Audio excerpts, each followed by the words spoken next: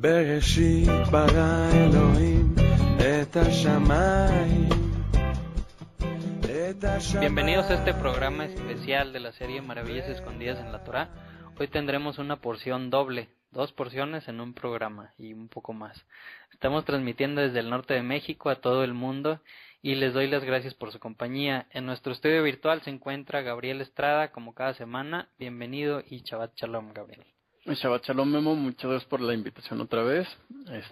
Ya me siento a casa.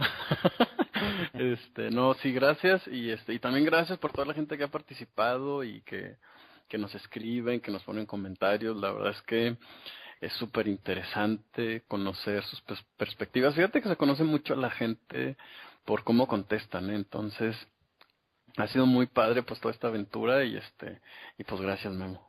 Claro, y déjenos más comentarios, queremos saber más de ustedes, más dudas, más correcciones, son bienvenidos todos. Y pues bueno, antes que nada quiero mandar saludos y darles las gracias por interactuar pues con ya sea en Facebook, por inbox, en la página Buscando lo Escondido, en YouTube, pues en los diferentes lugares donde se puede interactuar.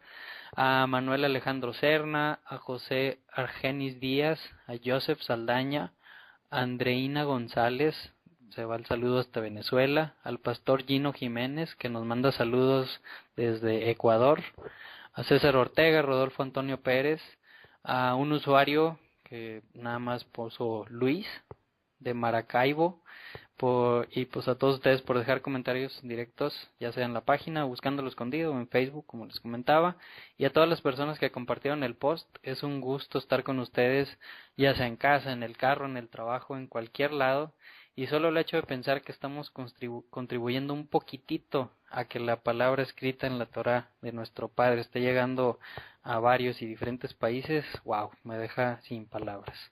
Y para las personas que nos estén escuchando desde la página www.radiocristiana.com.mx, igual les mandamos un muy fuerte abrazo, saludos y esperamos que les guste el programa de hoy. Y pues hoy, como les comentaba, estudiaremos 2 porciones de la Torá. Hoy hay promociones 2 por 1. Y esperemos que en la mitad de tiempo, Memo, ¿verdad? Porque la verdad es que pobres los hemos dejado ahí pegados a la computadora 2 horas prácticamente en la clase anterior. Sí. Y pues bueno, ¿por qué hay 2 porciones hoy? Yo creo que muy seguramente pues tú ya sabes la respuesta, Gabo. Pues más o menos, no te creas. Algunas personas no lo saben también. Pero bueno, pues básicamente un resumen, los judíos en Babilonia, que es donde fue cuando dividieron la Torá en 54 porciones para hacer un estudio en forma semanal y donde se le puso el nombre también denominado como Parashá a cada porción, pues fueron 54, como les comento, correspondientes al número de semanas que hay en un año que es denominado embolismal, que es cuando tenemos un año con un 13º mes. Acordémonos, no estamos hablando de enero, febrero, marzo, abril, etcétera, sino de los meses lunares que se manejan en el calendario hebreo. Entonces, cuando tenemos 13 meses en un año, que sería un Adar 2, el 13º mes, pues tenemos 54 semanas. Pero cuando tenemos 12 meses, como es el caso de este año, que según yo hay un 13º mes cada 3 años, si no me equivoco. Entonces cuando tenemos 12 meses, pues son nada más 50 semanas. Y por lo tanto, hay varias semanas que se tiene una doble porción. ¿Qué quiere decir? Que en una misma semana, pues estudian 2 porciones diferentes de la Torah, o sea, 2 seguidas, ¿no? Y pues por eso el día de hoy, pues como estamos siguiendo una tradición rabínica, que son estas particiones, pues en la tradición rabínica según su calendario, pues hoy toca esta doble porción, que la primera porción se llama Vayagel, que consta de Éxodo 35:1 hasta el 38:20, y la segunda porción se llama Pekudei, que es desde Éxodo 38:21 hasta el 40:38, o sea, hoy terminamos el libro de Éxodo, Gabo. ¿Puedes Wow, creer? no sabía eso, no me había dado cuenta. No, de verdad no me había dado cuenta porque, bueno, ha sido una semana muy pesada para mucha gente, incluido yo, pero sabes que el tema del templo, fíjate que el libro de Ezequiel, perdón, el libro de Éxodo no es el único que termina con una referencia al templo, no hay varios libros en la Biblia que refieren eso, entonces, fíjate, de repente me lo dices y me hacen clic algunas cosas, ¿no? Qué padre es tener este espacio para repensar todo lo que sabemos. Entonces hoy terminamos Éxodo, la Wow. próxima semana ya estaremos en Levítico. En Híjole, Vaikra. mi libro ¿Cómo ves? preferido, Memo. Yo creo que de cada libro vas a decir de lo mismo, pero pues bueno, no te juzgo. Sí, Levítico, muy, muy, muy buen libro. Igual que Números, igual que Deuteronomio. Pues sí, sí, pero Pero fíjate que Levítico y Deuteronomio me llaman mucho la atención. Digo, la mucho. verdad, yo decía, no, bueno, el libro de Levítico, que te puede explicar el libro de Levítico? Y la verdad es que es el corazón del sentir de Dios, entonces Ujú. nos vamos a llevar muchas sorpresas.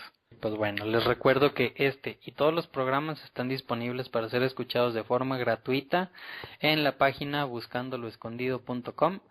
Ahí hay un menú que dice audioprogramas, un submenú que dice Maravillas Escondidas en la Torah y pues después vienen los libros y dentro de cada libro vienen las diferentes porciones donde puedes seleccionar la que quieras, escucharla en el momento que gustes, ya sea desde internet o bajarla a tu computadora, tu celular, tu tablet, a cualquier dispositivo que toque MP3 y lo puedes escuchar en el camino, en el carro, en donde tú quieras. Y también te invitamos a que nos visites en YouTube, en nuestro canal que se llama igual, Buscando lo Escondido, o bien puedes buscarnos también como Maravillas Escondidas en la Torah y ahí tendrás una lista de reproducción con todos los programas que hemos hecho hasta el momento. ¿Cómo ves si empezamos, Gabriel? Bien. Pues bueno, entonces como comentábamos, la primera porción de hoy empieza en Éxodo 35:1 y aquí estas dos porciones, nada más para que no se nos vaya a hacer algo raro, van a repetir muchas cosas que acabamos de ver de dos porciones para acá, que básicamente se repite, o no es que se repita, sino en las porciones pasadas vimos las instrucciones que le daba Dios a Moisés de cómo hacer el tabernáculo, cómo hacer todo lo que está dentro del tabernáculo, los utensilios, las vestiduras, el aceite, y aquí vamos a ver que ya lo están haciendo, ¿no? O sea, ya no es la orden, sino la ejecución de la orden. Entonces, por eso se presta o se ve mucha repetición de prácticamente lo que ya hemos visto. Hay algunas pocas cosas que son diferentes, las cuales las iremos viendo y pues bueno, vamos a ver cómo nos sale esta semana. Entonces empieza la porción en Éxodo 35:1 y dice, y Moisés reunió a toda la congregación de los hijos de Israel y les dijo a ellos, estas son las cosas que Dios les ha ordenado hacer. En 6 días, y nos vuelve a hacer una referencia al día séptimo, al día del reposo, al Shabbat. En 6 días se trabajará, pero el séptimo día será un día santo para ustedes, un Shabbat de completo descanso en honor a Dios. Cualquiera que haga algún tipo de trabajo en él será puesto a muerte. Y luego viene una instrucción referente al Shabbat, al día séptimo, que pues genera un poco de polémica y malos entendidos o diferentes puntos de vista en muchas congregaciones, que dice, no encenderán un fuego en ninguna de sus casas en Shabbat. De aquí, Uy, pues pues nos sí. podríamos tardar mucho tiempo, ¿no? Aquí, no sé si, bueno, yo creo que sí has de querer comentar algo. Fíjate que, pues sí, ¿no? Yo creo que he escuchado algunos de estos comentarios, ¿no? Desde la gente que dice que, bueno, lo que pasa es que en aquel entonces era tan complicado hacer fuego que Dios no quería que ellos se distrajeran con ese tema, ¿no? O sea, vamos, precisamente el tema este de poner en contexto la Biblia nos ha llevado a decir, bueno, el mismo contexto para interpretar correctamente implicaría que es algo que va a suceder en ese momento, ¿no? Fíjate que sí, la verdad es que esto nos da lugar a mil interpretaciones, pero hablando de Yeshua, ¿no? Como algunos nos han comentado y que nombremos porque es su verdadero nombre, Yeshua o Jesús en realidad siento Oye, que, Joshua, o ¿no? Yehoshua, claro, que en todo caso sería el nombre largo. Ujú. Fíjate que él es bien claro, ¿no? Él dice, no van a mover nada. Entonces, como que para mí es suficiente y al menos yo he decidido que, pues en mi casa no se prende fuego, ¿no? Ujú. Sin embargo, hay otra cosa también muy interesante. Cuando se trata de hacer el bien, no hay prohibiciones, ¿no? No, o sea, vamos, siempre Claro. podemos dudar, ¿no? Bueno, prenderemos fuego, no prenderemos fuego, pero cuando se trata de hacer el bien, pues O si hay una vida en peligro o o algo si hay una vida en que afecte peligro, a la por salud. supuesto, ¿no? Exacto. Entonces, de repente había gente que me decía, oye, ¿por qué tú viajas en Shabbat a una ciudad más o menos cercana a explicar la Torah? Y entonces tú viajas y pues prendes tu carro, ¿no? Entonces desde ahí se prende fuego. Entonces, la verdad es que en ese caso me parece ser que no nada más esto me está permitido prender mi auto, sino incluso siento que estoy obligado, ¿no? Pero bueno, esa es una interpretación que yo he entendido después de casi 6 años de estar pensando qué debía hacer. Y sí, y muchas veces aquí hacemos las preguntas y las dejamos al aire, no porque no hayamos llegado a una conclusión, sino porque seguramente es muy sano que también la gente se haga estas preguntas. Y si estamos en lo correcto, ellos llegarán a la misma conclusión que nosotros, ¿no crees, Memo? Así es. Sí, y de hecho yo creo que no es tan bueno en este tipo de cosas dar una sentencia y decir así es como se tiene que hacer porque pues realmente como decimos no hay muchas interpretaciones hay desde en el judaísmo ortodoxo, en el judaísmo caraíta, en judaísmo light, y en los movimientos ahorita de raíces hebreas o judaísmo también mesiánico, que entre los mismos grupos hay diferentes formas de verlo, ¿no? Hay desde los que dicen no puedes prender fuego de ningún tipo, hasta unos que dicen nada más no puedes prender fuego para hacer comida, pero para otras cosas sí, hasta los que dicen no puedes ni prenderlo ni apagarlo, si es que ya Claro, estaba prendido no lo puedes así apagar es. o no lo puedes prender, apagar o mantener.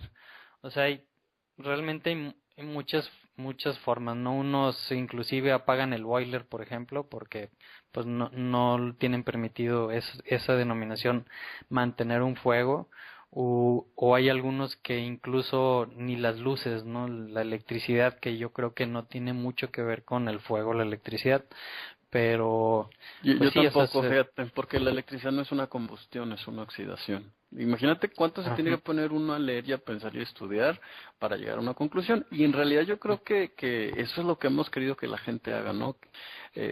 Vamos, a lo mejor ese tipo de preguntas, pues sí, no las podemos hacer. Sin embargo, a veces hay unas preguntas mucho más importantes que no estamos preparados para responder, ¿no? Principalmente las preguntas de los ateos. Y yo al menos pienso, Memo, y se relaciona con todo este tema del templo, ¿no? Esto, yo pienso que si algo puedo explicarle a la gente, o si en algo me gustaría enseñarles algo, es cómo contestar esas preguntas difíciles, no más allá de qué debes tú de hacer, porque pues yo no soy ninguna autoridad definitivamente. Me gustaría que la gente esté lista y preparada para preguntas a veces que son mucho más básicas y que a veces no sabemos cómo contestar, ¿no? ujú. Entonces, que creo que esa parte, a pesar de que tú y yo pensamos diferente, muy diferente en varias cosas, sí es la parte en común que tenemos y por eso me da gusto estar contigo en este programa. Gracias, igualmente. Y nada más, por último, ya para cerrar con este tema, que como les comento, no les vamos a decir qué hacemos nosotros o cuáles han sido nuestras conclusiones, Claro. sino que lo medite cada quien, que lo platique en familia y que lleguen a una conclusión, que pues ahora sí que le pregunten a Dios, ¿no? ¿Qué es lo que Él espera de cada uno?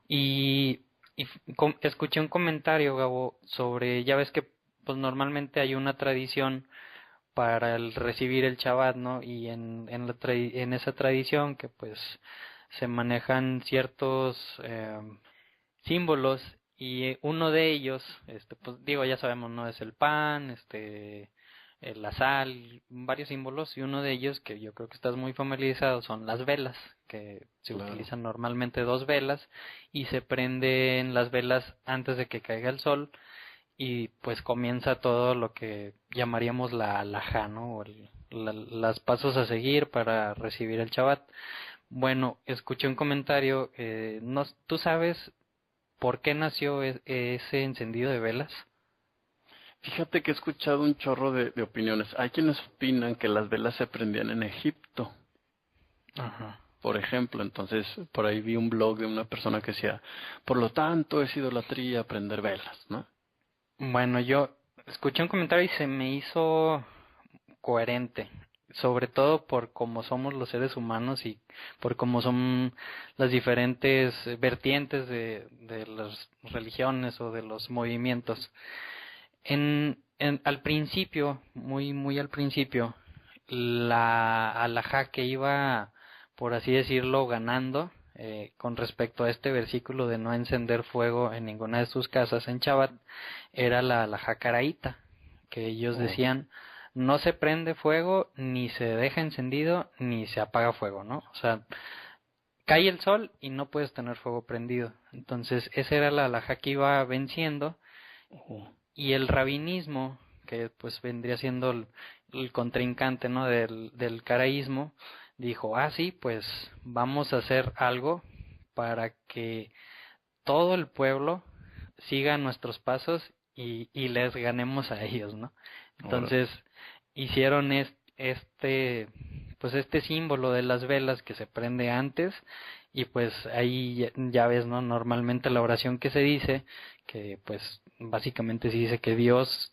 nos ordenó prender las velas, que sabemos que realmente Claro, Dios en ningún lado de la Biblia lo ordenó, pero pues la autoridad del rabino, normalmente en el judaísmo rabínico se entiende como que es palabra de Dios, ¿no? Entonces ahí la mayoría de las casas judías estaban haciendo esto, y básicamente pues el rabinismo le ganó ahora al caraísmo.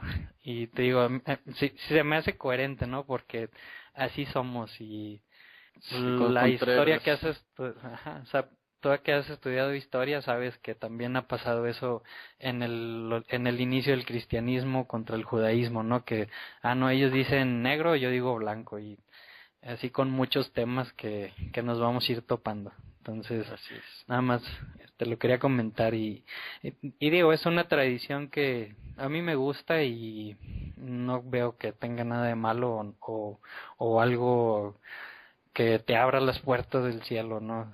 Pues es una Claro, tradición, claro. todo lo que es el recibir el Shabbat es una tradición que o te gusta mucho o de plano dices no sirve para nada y no la Exacto, quiero, ¿no? exacto. Claro, pero de alguna manera vuelve un poco más formal y ceremonioso el momento, entonces es como especial, ¿no? Digo, mucha gente de repente me da la impresión que piensan, ellos piensan que por prender velas se van a salvar. No, definitivamente no tiene nada que ver con la salvación, eso No. es una cosa diferente, ¿no? Y qué padre, ¿no? Que tú mismo, Memo, pues admitas, ¿no? Que los rabinistas ganamos a los caraitas en esa ocasión. No te creas. Y que se queda callado. Bueno, No es cierto, es broma. continuemos. Bueno, después viene el Éxodo 35:4. Básicamente nos va a empezar a hablar sobre que Moisés le dice a los líderes, pues que tomen una colecta, ¿no? Para Dios, una colecta, pues sabemos, ¿no? Que es de oro, de plata, de bronce, de hilos, púrpuras, escarlatas, lino, todo esto para, pues, hacer todos los utensilios que se iban a necesitar.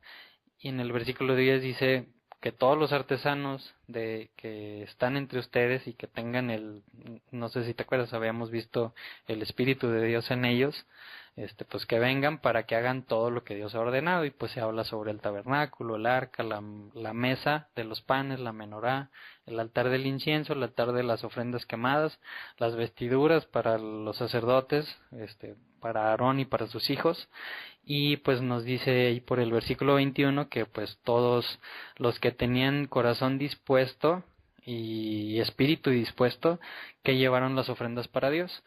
y nos comenta ahí en el versículo 22 que ambos, hombres y mujeres, vinieron todos de corazón dispuesto y trajeron argollas de nariz, aretes, anillos, cintos y todo tipo de joyas. Y ahí la palabra cintos, Gabo, nada más quería comentar, es la palabra kukmas, que según el comentario de la Torah por Rashi, dice que esta palabra kukmas es un ornamento que va en las partes íntimas de la mujer, o sea que podría a lo mejor traducirse algo así como un cinturón de castidad.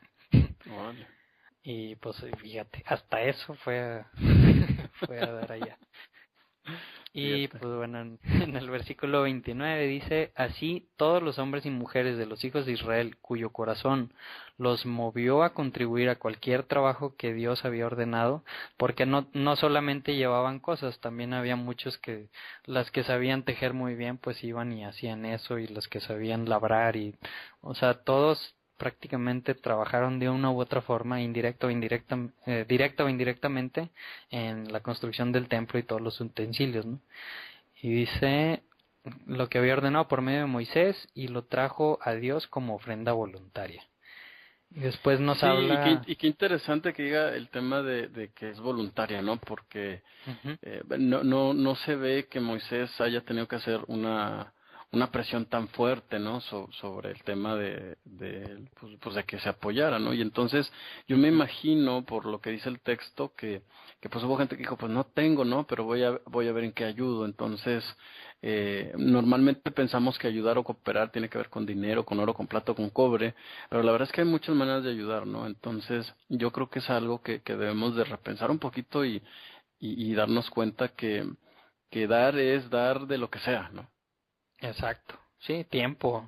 Claro. Hay muchas formas de dar y ayudar a los necesitados. Por ejemplo, en los orfanatos, pues a lo mejor, como dices, no, chin, es que ando bien apretado y no tengo dinero. ¿Tú qué crees que le va a servir a un niño que vayas y estés una hora con él dedicándole tiempo, a un niño que a lo mejor está en un orfanato y que siente que pues nadie lo quiere o algo? O sea, eso es oro para el niño, ¿no? Tu tiempo. O un ancianito, ¿no? Que quiere platicarte de su vida y todo pues no lo tiene que quien lo pasa. escuche, entonces sí, te entiendo muy bien. Sí, sigamos entonces.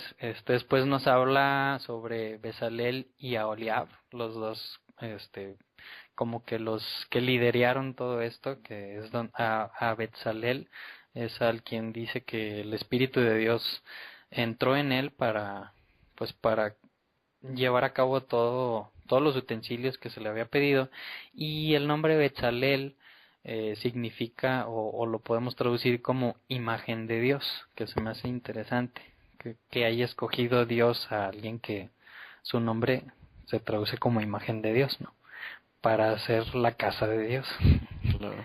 Y bueno, dice pues que lo llenó con el Ruach, con el Espíritu de Dios, y también le puso un ayudante, o sea, como que un segundo a bordo, que su nombre es Oliab, y su nombre se puede traducir como tienda del Padre. Entonces, imagínate qué juego en palabras, ¿no? Que Betzalel, la imagen de Dios, y Oliab, la tienda del Padre, o la tienda o el tabernáculo del Padre, van a estar haciendo la casa de donde va a habitar el Padre o nuestro Dios.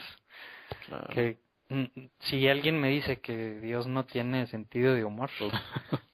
Y después llegamos en el capítulo 36, Gabo, versículos 5 al 7 por ahí, algo que me llama mucho la atención. Pues vemos que la gente fue movida en su corazón a llevar, a ayudar y a seguir llevando.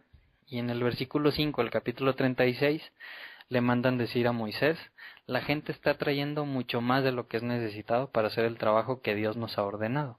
Así que Moisés dio una orden al pueblo y le dice, ni hombres ni mujeres harán más esfuerzos por hacer contribuciones adicionales, porque lo que ellos ya tenían no solo era suficiente para hacer todo el trabajo, sino demasiado. Wow. ¿Alguna vez crees que vas a escuchar eso? Fíjate que en la actualidad nunca lo he escuchado. Y no creo, vamos, sí, entiendo lo que dices, más bien parece ser que en la vida moderna nunca es suficiente. No, siempre va a haber con esta vida que tenemos de consumismo siempre va a haber algo que, ya tengo esto que es lo que más quería en todo el mundo, pero ahora que lo tengo, creo que quiero esta otra cosa, ¿no? Claro, sí, de repente, no sé, cuando suceden temas con los políticos, ¿no? Estos temas tan sonados en México en estos últimos años, de repente uno dice, bueno, ¿qué le van a hacer a tanto dinero? ¿Dónde se lo van a poner? En la cabeza, en el cuerpo, o sea, no les alcanzaría la vida, ¿no? Entonces, qué interesante es que el mismísimo Moisés, obviamente, Moisés entiende perfecto la perspectiva de Dios y dice, incluso para el santuario, o sea, vamos, ¿por qué no dijo Moisés? Bueno, pues hacemos uno el doble de grande, ¿no? Y entonces Moisés dice, no, esto es suficiente, o sea, qué importante es para nosotros entender cuándo es suficiente. ¿No? Y para nosotros me refiero a como persona, como familia, como iglesia, ¿no? Como nación, ¿no? De repente decir, ¿sabes qué? Esto es suficiente para mí. O sea, esto es lo que puedo abarcar, esto es lo que puedo hacer bien. Voy a hacer la obra de Dios, voy a hacer algo excelente, ¿no? Porque que es una de las cosas que nos está enseñando esta parasha. ¿Tú crees que sea casualidad que prácticamente las instrucciones se repitan 3 veces? Primero No. Dios le revela a Moisés, luego Moisés le dice al pueblo y después el pueblo lo hace, ¿no? Entonces no es casualidad y por eso tenemos en esta ocasión 2 parashot juntas, ¿no? Entonces, bueno, qué importante será para Dios que entendamos estos principios y los hagamos nuestros, ¿no? Decimos que somos templo de Dios y seguimos estos mismos parámetros o lineamientos. Pues no, pues claro que no. Pues no, exacto. Entonces, sí es muy interesante. Seguramente el propósito es ser feliz, ¿no? Más que acumular de una u otra manera. Exacto. Y bueno, entonces ya llegamos ahora sí a capítulos o a versículos muy repetitivos que yo creo que no vamos a entrar prácticamente en detalle. El principio es 36:8, Éxodo 36:8 hasta el 36:38 nos va a hablar sobre el santuario en general, o sea, todo lo que va a ser el tabernáculo, y pues nos habla de muchas medidas, de cortinas, de los usillos, todos los materiales, cómo se van a ir haciendo, entretejiendo y poniendo para hacer el cuadro de afuera,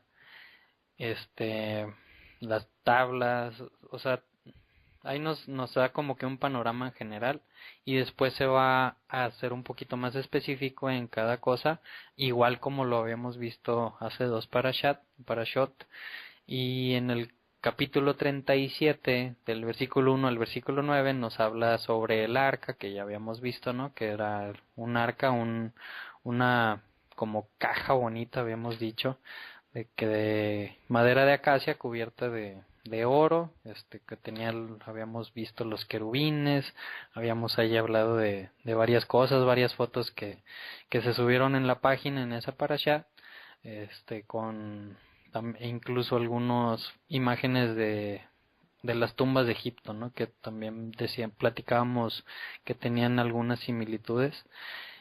Y pues sabemos que en el arca es donde va a estar pues las tablas del pacto de Dios con su pueblo.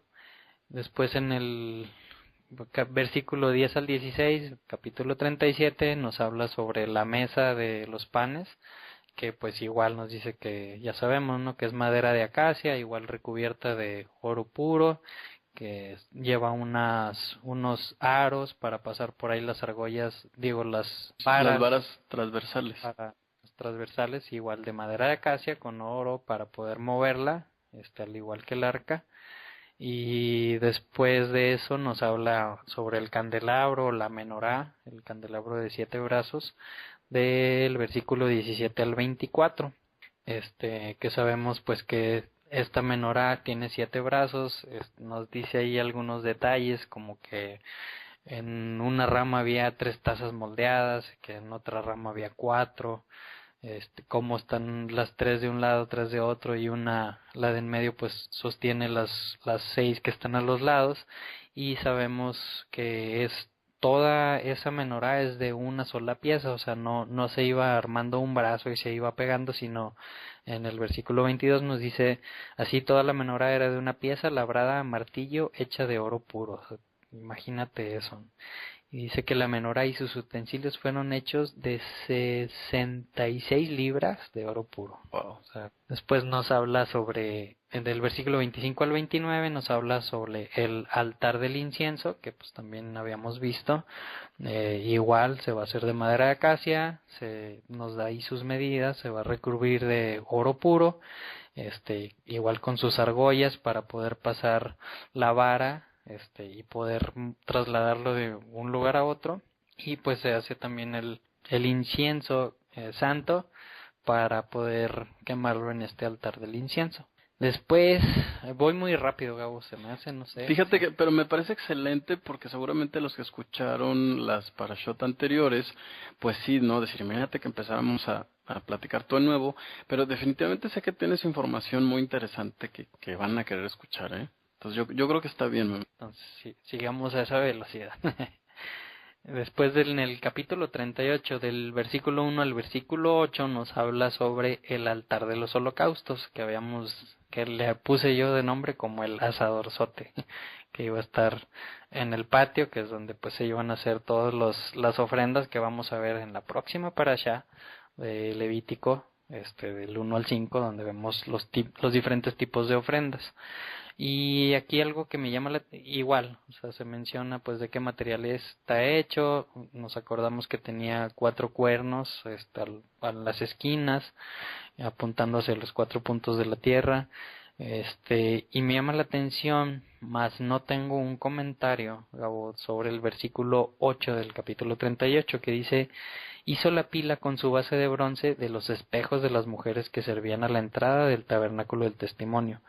Como que me llama la atención ese versículo, más sin embargo no encontré algún comentario al respecto. Los espejos pues como que es algo para nosotros mismos, ¿no? Para nuestro ego. Entonces no sé si tenga algo que ver con eso de Dios diciendo: olvídate de ti mismo y cuando vengas al altar del holocausto a traerme una ofrenda, ponte a cuentas con alguien, con tu prójimo, no estés pensando en ti, y ponte a cuentas con tu prójimo para que después tengas comunión conmigo o algo así. No sé si tú has escuchado algo. Fíjate que definitivamente creo que tiene mucho que ver con eso. Los comentaristas rabínicos como Rachi, perdón. Los comentaristas rabínicos como Rashi, hay otro que se llama Seforno, explican que se trataba de mujeres que iban a orar continuamente al templo. Entonces, cuando se enteran que había manera de apoyarlo, ellas deciden donar estos espejos que tenían el soporte o el marco de cobre, ¿no? Porque precisamente era lo que se estaba solicitando que se aportara.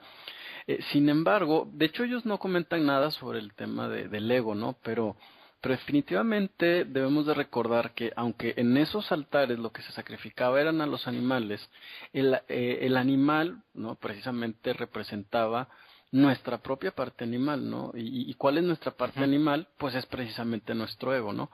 Cuando una persona decide sacrificar la idolatría, es decir, ¿no? Que esta persona cree que tiene la capacidad de manipular las fuerzas de la naturaleza o a Dios, ¿no? Entonces es porque está tratando de servir a su propio ego, ¿no? Entonces definitivamente que las mujeres rompiesen seguramente estos espejos para poder dar aquello que tenían, que a lo mejor no era mucho, era simplemente un espejo, pero para darlo para una obra tan increíble, pues definitivamente estoy de acuerdo en que nos habla de ese tema. Seguimos en capítulo 38 todavía, del versículo 9 al versículo 20 nos habla sobre el atrio o bien el patio, las cortinas, igual nos da medidas, pantallas, tapices, los postes, las estacas para detener la tienda del tabernáculo. Y básicamente aquí terminaría la primera de las 2 porciones de hoy.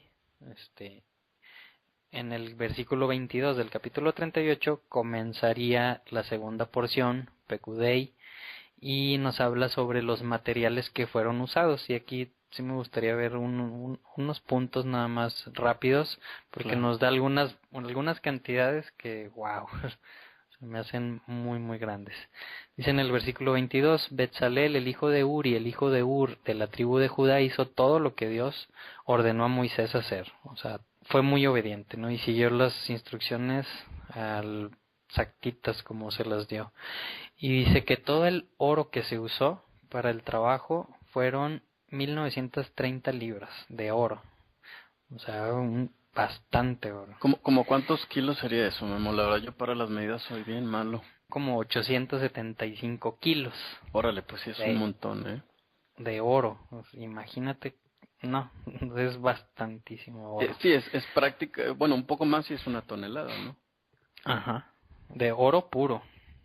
Entonces sí es bastante. Y después nos habla sobre la plata, que dice que fueron 6.650 libras, que eso en kilos nos representaría unos 3.016 kilos de plata. Wow. Y pues comenta que, no sé si te acuerdas, que vimos que se hizo un censo, para ver cuántos hombres había, que se tenía que pagar medio shekel de plata. Bueno, de ahí salieron todas estas libras de plata, y nos comenta que fueron, ¿qué pasó?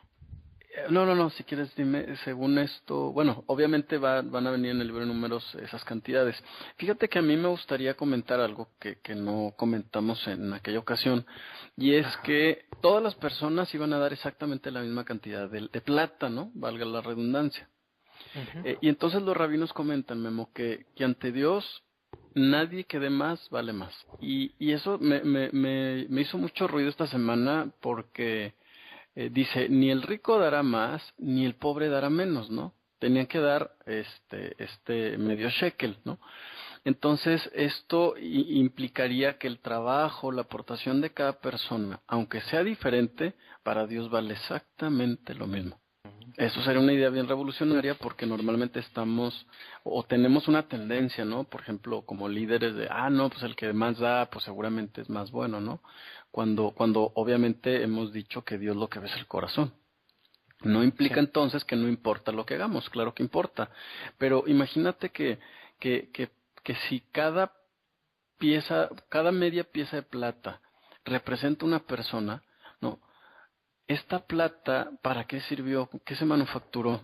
Algo tan santo, ¿no? Entonces, el trabajo santo vale tanto el que decide un día ir a la congregación, a la iglesia o donde sea que nos reunamos, el que va a limpiar, el que coopera, el que prepara un café, o sea, vamos, entender que todos somos parte de ese templo y así es como construimos el templo, ¿eh?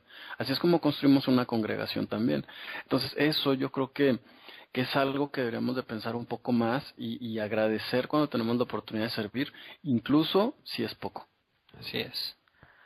Y bueno, entonces ese censo fue de las cuentas, según los medios shekels contados, 603.550 hombres mayores de 20 años. O sea que seguían siendo, si lo multiplicamos por 5, que es más o menos el cálculo, 6 por 5, 30, siguen siendo los 30 millones aproximados de personas entre ya niños y mujeres. ¿30 millones o 3 millones? 3 millones. 3 millones, sí. 3 millones. Sí. Y pues bueno, nos comenta sobre el bronce también, que la ofrenda o lo utilizado de bronce fueron 4.680 libras, que debe ser pues por ahí de 2.000 kilos de bronce. Entonces pues cantidades muy fuertes. Claro. Nos sigue platicando, otra vez regresamos a cosas que ya hemos visto. Nos habla del capítulo 39, 1 al 7, del versículo 7, nos habla sobre el efod, que pues, nos acordamos era ya hablando sobre las vestiduras del sumo sacerdote, que en el versículo 3 nos comenta que martillaron el oro en placas delgadas y las cortaron en tiras para poder trabajar en hilo de azul, o sea, para poder hacer hilo del oro, que ha de ser una labor bien compleja. Dice en el versículo 6 que ellos trabajaron las piedras de esmeralda montadas sobre monturas de oro, grabando con los nombres de los hijos de Israel como grabarían en un sello, que son las 2 piedras que iban a ir en los hombros del sumo sacerdote para recordar a las 12 tribus de Israel. Y algo que se me había pasado a comentar, Gabo, en en cada uno de los aspectos, o sea, de lo que vimos del lugar santísimo, de la menorá, de todo lo que hemos visto, en el versículo final de ese grupito nos dice que los hijos de Israel hicieron eso específico como Dios había ordenado a Moisés. O sea, se especifica, ¿no? Y aquí pues es lo mismo, ¿no? O sea, dice en el versículo 7 que se hizo esto como Dios había ordenado a Moisés. Después nos habla sobre el pectoral que habíamos visto, pues es un pectoral cuadrado que va, el pectoral de juicio que llamábamos, o en algunas versiones dice el oráculo, que suena algo como místico. Sí, como de adivinación, ¿no? Que hay gente que piensa que se usaba para adivinar el futuro. Sí. Ahí nos pusieron un comentario y pues realmente en ningún momento se dice algo sobre el futuro, sino sobre juicio por alguna u otra situación que estuviera pasando pues en el pueblo de Israel. Era pues una forma de comunicación con Dios, como lo vimos en diferentes versículos, en diferentes libros del Tanaj, y vimos pues que eran usados simplemente para hacer juicio. O sea, hacían una pregunta y pues Dios les contestaba con un juicio y pues seguían esa orden. No le preguntaban qué iba a pasar al futuro, sino qué hacemos con esta situación. Exacto. Igual pues nos acordamos que eran 12 piedras, ahí nos menciona cuáles son las piedras, que algunas sabemos más o menos qué son, otras no tenemos idea, y pues igual termina en el versículo 21 diciendo como Dios había ordenado a Moisés. Después nos habla sobre otras vestiduras sacerdotales del versículo 22 al 31, capítulo 39, que pues es como la sotana, estará bien decirlo. Pues sí. Sí, un estilo tipo sotana, ¿no? Que dice que es toda azul, nos recuerda sobre las campanitas que tenía abajo en esa sotana, que me acuerdo que decía para que por si moría, o sea, para estar escuchando que estaba caminando, y si se dejaban de oír, pues quería decir que había hecho algo mal y pues había muerto, ¿no? Y lo tenían que sacar. Nos habla también sobre el turbante de lino fino que deberían de llevar los sacerdotes, y me llama la atención como dice en el versículo 28, dice el espléndido turbante, o sea, como que era un turbante grande. Claro. Y sí, y dice y para el sumo sacerdote el turbante pues aparte iba a llevar la corona que decía iba a tener grabado apartado para Dios, ¿no? Que el tetragramatón. ¿Qué más? Y pues bueno, ahí más o menos termina todo lo que hicieron, igual, ahí termina diciendo como Dios había ordenado a Moisés, y después del versículo 32 al versículo 43, como que ya terminaron todo, y pues dice, llega Moisés y revisa, ¿no? Que todo lo que hayan hecho haya estado bien. Entonces dice el versículo 32, así todo el trabajo para el tabernáculo del testimonio fue terminado con los hijos de Israel, haciendo exactamente como Dios había ordenado a Moisés. Y por allá del versículo 42 dice, y los hijos de Israel hicieron todo el trabajo justo como Dios le había ordenado a Moisés. O sea, lo vuelve a repetir, ¿no? Después de que vimos que después de cada cosa que hicieron, lo repetía, aquí en este pedacito nos lo repite 2 veces, y el versículo 43, wow, claro. Dice, Moisés vio todo el trabajo y ahí estaba, ellos lo habían hecho exactamente por tercera vez, exactamente como Dios había ordenado, ellos lo habían hecho y Moisés los bendijo. Y ahí a lo mejor alguien podrá decir, espérate, o sea, alguien que venga de alguna tradición que no sepa de raíces hebreas, por ejemplo, ¿no? Que venga del cristianismo o del catolicismo y que diga, oye, pero ¿por qué no los bendijo Dios? ¿Por qué Moisés, no? Claro. No te suena ahí las campanas de decir, pues Moisés, ¿por qué? Pues porque Dios hablaba por medio de Moisés, ¿no? Y nos habla de, pues, que realmente Moisés tenía, pues, un estandarte muy alto ante los ojos del pueblo, de Dios pueblo, y del pueblo, o sea, pues, de los dos lados. Y pues me llama mucho la atención, ¿no? Y yo creo que eso lo podemos traducir, al menos en mi caso que tengo un tiempo estudiando pues el Tanaj, la parte de primera del libro que tenemos en todos en nuestras casas llamado Biblia, y que muchas personas a lo mejor dicen que esa parte pues ya no es tan indispensable, porque pues ya hay un nuevo pacto y todo lo que se nos enseña, pero por ejemplo en mi caso, que quiero agradar a Dios, que siento que leyendo todos estos libros, hablando de Génesis hasta Deuteronomio, y pues puedo llegar a conocerlo un poco más, puedo entender qué es lo que Él espera de mí, puedo entender qué es lo que Él está esperando de mí, y a lo mejor un anhelo mío sería decir, ojalá que cuando esté en el día del juicio, Moisés me esté juzgando, o Moisés esté revisando mi examen y vaya a decir, lo hiciste exactamente como Dios te ordenó. Yo sé que no, porque me equivoco todos los días y muchas veces al día, pero imagínate qué padre sería, ¿no? Que te dijera Moisés, todo lo que yo escribí, que me dijo Dios y yo lo escribí, todo lo hiciste exactamente como Él quería. Claro, incluso yo te diría que padre sería que el segundo Moisés, Yeshua, Jesús, como lo conoce la gente, fuera el que te lo dijera, ¿no? O sea, tenías que hacer exactamente lo que debías o lo que hiciste, eso era lo que tenías que hacer para cooperar o poner tu granito de arena en el templo, ¿no? En el templo espiritual, por supuesto, ¿no? Entonces, claro. Bueno, eso también sería genial, ¿no? Ay, pues que Dios nos ayude, que nos guíe y que su espíritu esté sobre nosotros para poder hacer todas las obras que ordenó hacer por medio de Moisés.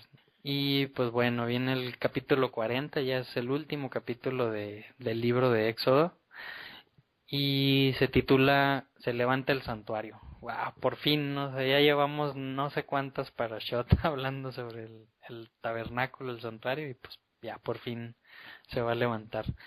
Y dice, Dios le dijo a Moisés, en el primer día del primer mes, en la luna nueva, armarás el tabernáculo del testimonio, o sea, el primer día del año, armarás el tabernáculo. Y pues hay algunos comentarios y que a mí se me harían lógicos, pues dicen que eso sería el segundo año desde que salieron de Egipto. No, porque en el primer año pues apenas iban saliendo, llegan al monte Sinaí, sabemos que al tercer mes, después de que habían salido, entonces pues no podía ser ese primer año, sino el segundo año.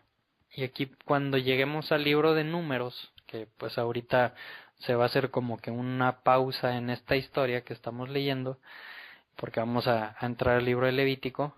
El libro de Números comienza diciendo el día primero del mes segundo, en el segundo año después de que los israelitas salieron de Egipto.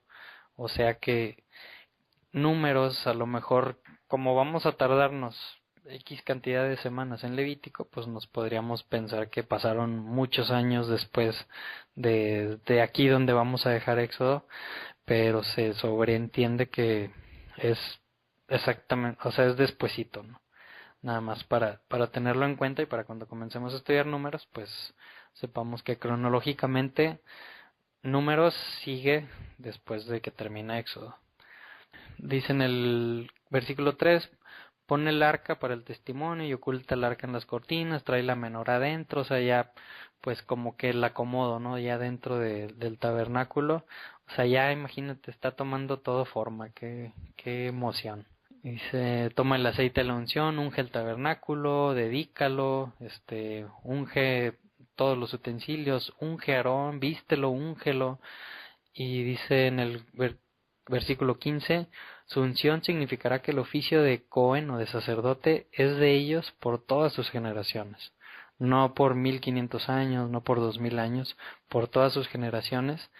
Y después vemos allá en los profetas, ¿no? Que en la era mesiánica es este linaje de los levitas y sobre todo de Arónico, pues va a resurgir. Entonces, pues realmente ahí está. Y también mucha gente podría decir, bueno, y ahorita dónde están ese linaje de Aarón. Pues también en las profecías se nos dice que el pueblo de Israel va a estar por un largo periodo sin templo, sin sacrificios y sin un sacerdotes. Entonces, realmente no se contradice nada, sino al contrario. Ahorita todos los días que me despierto y que no está un sumo sacerdote de la línea arónica, digo, se está cumpliendo una profecía, que es que el pueblo está sin un sacerdote. Sin sacerdote, sí es.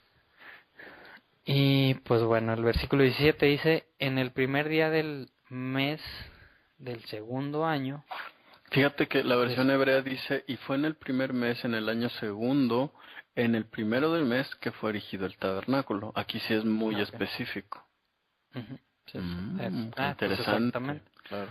Entonces sí, o sea, esto pasa, pues digamos, si lo tradujéramos a nuestro sistema de calendario, pues por ahí de finales de marzo, principios de abril, y números va a ser finales de abril, principios de mayo, o sea, 30 días después, prácticamente. Pues ya, sí, se levanta el tabernáculo y, o sea, pues todo el Mishkan, y qué emoción, ¿no? Me hubiera encantado estar ahí, que hubiera un video en YouTube y ver cómo se veía realmente. Pues sigue haciendo todo, va y enciende la menorá. Imagínate ese momento, ¿no? De entrar al lugar, no al Santísimo, sino al lugar santo, encender la menorá, ir haciendo todo. Wow, no me llena de emoción. Claro, sobre todo algo en el que todo el pueblo participa, ¿no? O sea ser cómplice, sí. Ser socio de Dios en esa empresa, uff. Y pues ya casi para acabar Éxodo, en el versículo 33 dice, finalmente él erigió el patio alrededor del tabernáculo y el altar y montó la pantalla para la entrada al patio, o sea, terminó. Ahí está el tabernáculo completito. Wow. Y pues te cedo la palabra. ¿Yo? Porque yo pues que termina, ¿no? La manera en que termina, fíjate que es bien padre porque los rabinos explicaban que el pueblo fue bendecido no cuando recibieron cosas, sino cuando dieron, cuando ellos recibieron las tablas, pues no les pusieron atención, ¿no? Cuando recibieron los mandamientos no les pusieron atención. Ellos recibieron milagros, ¿no? Y realmente eso no implicó un cambio en su vida. Al contrario, vemos a un Israel quejándose una y otra vez. Sin embargo, el pueblo cambia cuando dio. Y cuando nos referimos al pueblo, pues obviamente nos referimos a todos, ¿no? Vamos, no era como Aarón o Moisés esperando que el pueblo diera. Todos participaron y todos dieron, ¿no? Entonces, yo creo que eso, al menos a mí me deja una enseñanza muy interesante porque hay que recordar, ¿no? Baja esta presencia de Dios, que es el siguiente gran tema, es como la respuesta de Dios a todo el trabajo que hicieron. ¿Cuánto te gusta que se hayan tardado 6 meses, 8 meses en hacer todo eso? ¿No? Y entonces que ver todo el esfuerzo, y a lo mejor a veces no me alcanza, tengo que esperar a que llegue más oro, me espero, no está suficientemente caliente o me pasé, ¿no? Vamos, todo lo que representa un trabajo, y de pronto terminar y decir, ok, ya quedó, ¿no? Y entonces ver una nube que viene y Dios diciendo, esto me gustó, hijo mío, ¿no? Esto lo acepto. Y es exactamente lo que habla el verso 34, ¿no? Dice la versión hebrea, recubrió la nube, la tienda de reunión, y la gloria de Adonai colmó el tabernáculo. Mas no pudo Moshe entrar a la tienda de reunión, pues se había posado sobre ella la nube, y la gloria de Adonai colmó el tabernáculo sobre la obra de las manos de la gente, hermano. Y cuando se elevaba la nube de por sobre el tabernáculo, partían los hijos de Israel en todos sus desplazamientos. Qué interesante es que se hace como esta sinergia entre la presencia de Dios y el pueblo. Y bueno, más adelante dice que así es como Dios les iba guiando a cómo moverse, ¿no? Y fíjate que esto nos abre un gran tema, Memo. La pregunta es, y sobre todo yo creo que aquí tenemos que empezar a poner un poco más de atención, porque hay gente que en la página nos ha externado o nos ha dado a entender que nosotros creemos que la forma en la que Dios se comunicaba, o la única y exclusiva forma en que Dios lo hacía, era a través del templo, ¿no? Esto por supuesto no es algo en lo que nosotros creamos, ¿no? Por ahí alguien también nos decía que bueno, que ahora podemos entrar a la presencia de Dios sin necesidad de un templo. Esto lo sabemos, por supuesto, ¿no? El templo no es un tema de salvación tampoco. A los Ujú, gentiles no les es obligado erigir un templo tampoco, ¿no? Y a pesar de eso lo hacen, ¿no? Eh, ujú, entonces, ¿cuál es el propósito real del templo? Digo, hay mucho detalle y hemos aprendido tantas cosas sobre todo esto, pero ¿cuál es el verdadero propósito del templo? O sea, ¿habrá en la Biblia alguien que nos explique con peras y manzanas exactamente para qué sirve el templo? Vamos, mi pregunta es, ¿Dios lo necesita? Y no es una pregunta que yo me esté haciendo porque no entienda la respuesta, que también de repente como que la gente no entiende que a veces hacemos preguntas pues para despertar el interés de los demás, ¿no? Aquí el punto es, ¿cuál es la razón de fondo de que existe un tabernáculo? Y bueno, yo sé que tú preparaste por ahí una información, Memo, y hay alguien que nos va a explicar de manera muy explícita exactamente para qué sirve, ¿no? Entonces, si analizamos sus palabras, entonces a lo mejor reentendemos para qué es el templo. El templo no es para Dios. El templo ujú, pareciera ser más bien una señal para el hombre, para que tenga la confianza de que Dios está ahí, ¿no? Ya lo ujú. dijo la parashot anterior, dice, me harán un templo para que habite entre ustedes, no en el templo, ¿no? Los únicos que habitan en templos son los ídolos. El Dios verdadero no cabe en un templo, Exacto. ¿no? Entonces, ¿cuál será ese caso, Memo? Platícanos eso que traes ahí, que la verdad es que ansío que llegar a ese punto. Bueno, mira, vámonos ahí todos, agarren su Biblia y vámonos a ir muchas páginas adelante. Bueno, no tantas.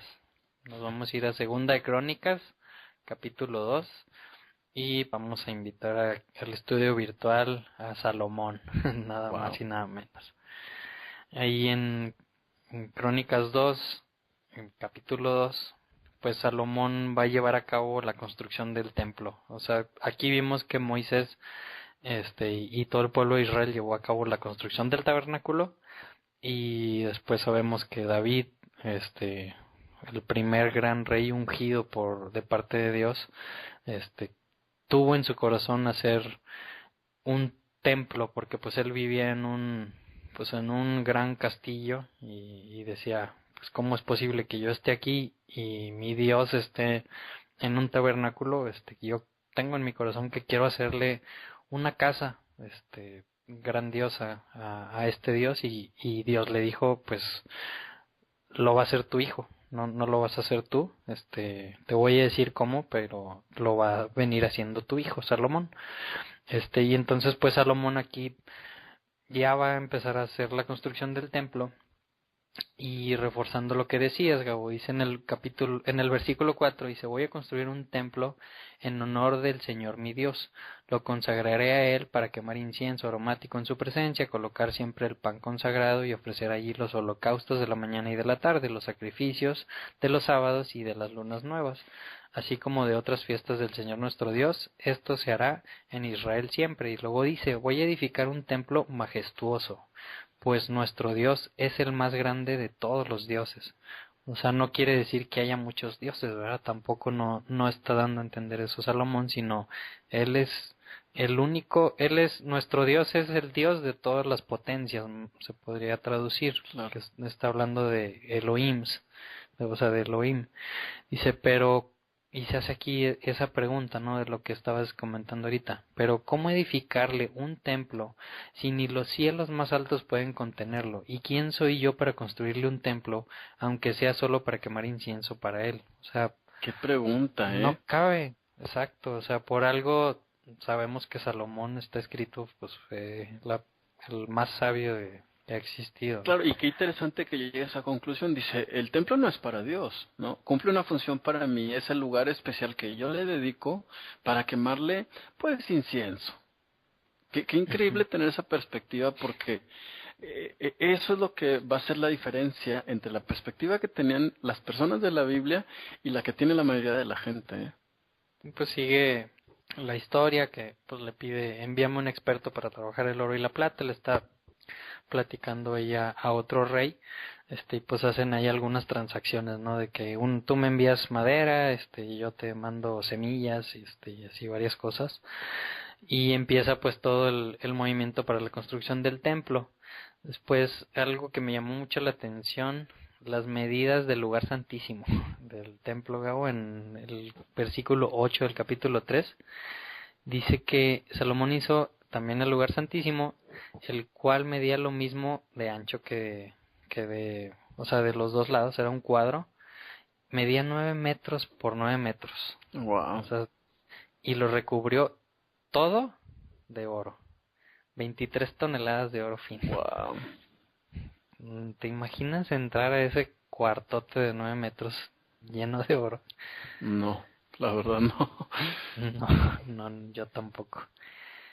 Después, en el capítulo 5, versículo 10, digo, quiero llegar a un poquito más adelante al capítulo 6, pero en el versículo 10 del capítulo 5 dice: en el arca solo estaban las 2 tablas que Moisés había colocado en ellas en el monte Oreb, donde el Señor hizo un pacto con los israelitas, que pues ya habíamos platicado un poquito sobre este tema.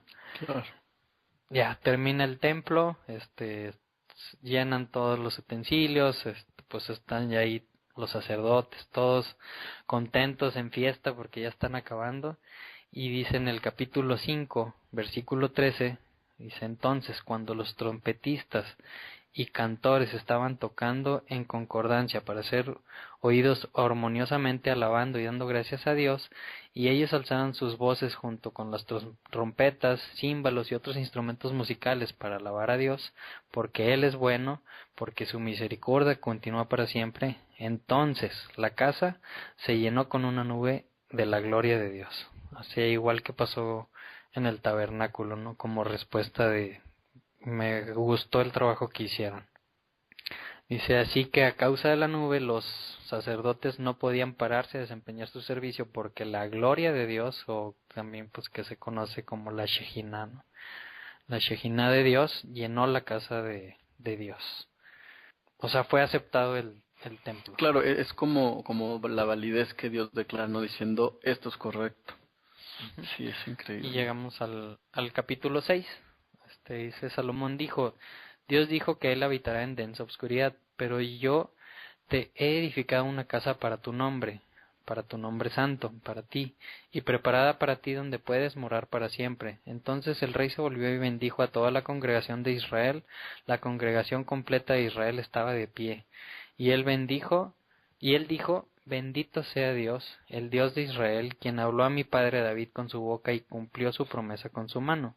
Y él dijo: desde el día que saqué a mi pueblo de Egipto, yo no escogí ninguna ciudad de ninguna de las tribus de Israel para edificar una casa, para que mi nombre estuviera ahí. Después en el versículo 6 dice: pero ahora he escogido a Jerusalén para que mi nombre pueda estar ahí. Y he escogido a David para que esté sobre el trono sobre mi pueblo Israel. O sea, qué padre. Ojalá que nos podamos ir a Jerusalén. En el versículo 10 dice: ahora Dios ha confirmado esta palabra hablada de él, porque yo he sucedido a mi padre y me siento en el trono de Israel como él lo prometió. Dice: y yo he edificado la casa para el nombre de Dios, el Dios de Israel, y ahí he puesto el arca del pacto de Dios, el cual hizo con los hijos de Israel. Y entonces pues llegamos yo creo que al plato fuerte, Gabo, lo que se conoce como la oración de Salomón, donde básicamente dice que pues en el patio del templo pues hace como un tipo de plataforma. Dice que se para y después se hinca y se postra de rodillas delante de toda la congregación de Israel y extendiendo sus manos hacia el cielo. Pongan atención. Yud-Hei Vав-Hei, Elohim de Israel, no hay Dios como tú en el cielo o en la tierra. Tú guardas el pacto con tus siervos y les muestras misericordia siempre que ellos caminen en tu presencia con todo su corazón. O sea, siempre que estén a tu lado, no siguiendo tus pasos. Tú has cumplido tu promesa a tu siervo David, mi padre. Tú hablaste con tu boca y lo cumpliste con tu mano. Así es hoy. Ahora, por lo tanto, Jehová, Yud-Hei Vав-Hei, Elohim de Israel, cumple lo que prometiste a tu siervo David, mi padre, cuando dijiste: a ti nunca te faltará un hombre en mi presencia para sentarse en el trono de Israel, si solo tus hijos tienen cuidado acerca de lo que hacen, para que caminen por mi Torá, o por mi instrucción, o por mi ley, así como tú has caminado delante de mí. O sea, esa promesa se le dio a David. Ahora, por lo tanto, Yud-Heh Vav-Heh, Elohim de Israel, por favor deja que tu palabra, cual hablaste a tu siervo David mi padre, sea confirmada. Pero en realidad, ¿Dios habitará con seres humanos en la tierra? El mismo cielo, aún el cielo de los cielos no te puede contener, así que cuanto mucho menos esta casa que yo he edificado. O sea, reconoce la grandeza de Dios, ¿no? Y lo que decíamos hace ratito. Claro, y qué interesante que en vez de decir un santuario, Salomón empieza a utilizar la expresión casa. Más adelante vamos a hacer referencia a este concepto. Dice versículo 19, aún así, Dios, mi Dios, presta atención a la oración y súplica de tu siervo. Escucha mi clamor y escucha mi oración que tu siervo está orando delante de ti. Que tus ojos estén abiertos hacia esta casa día y noche. ¿Hacia cuál casa? Hacia el templo, ¿no? Exactamente. Hacia el lugar que tú dijiste que pondrías tu nombre para escuchar la oración de que tu siervo hará hacia esta casa. Si escuchas las súplicas de tu siervo y también las de tu pueblo Israel, cuando ellos oren hacia este lugar, oye desde donde tú habitas, desde el cielo, y cuando oigas, sé misericordioso. O sea, y de ahí viene pues la tradición de orar con las manos en alto, ¿no? Hacia Jerusalén. Estar apuntando hacia Jerusalén, que vemos, por ejemplo, allá con Daniel, que dice que abría las ventanas de su cuarto y alzaba las manos hacia donde estaba Jerusalén, hacia donde estaba este templo. Así porque es. ¿Sí? Estaba orando de acuerdo a esta oración. Claro, y esta misma oración es una señal para el pueblo que está escuchando, ¿no? O sea, no tanto para Dios, es obvio que Dios escucha todo. Entonces, me impresiona mucho la versión, bueno, Reina Valera dice muy padre, dice, cuando en este lugar hicieren oración, que tú oirás desde los cielos, desde el lugar de tu morada, que oigas y perdones. Híjole, o sea, imagínate tener la certeza de ser perdonado. Digo, hoy tenemos la certeza, es obvio, ¿no? Pero tenemos la certeza por fe.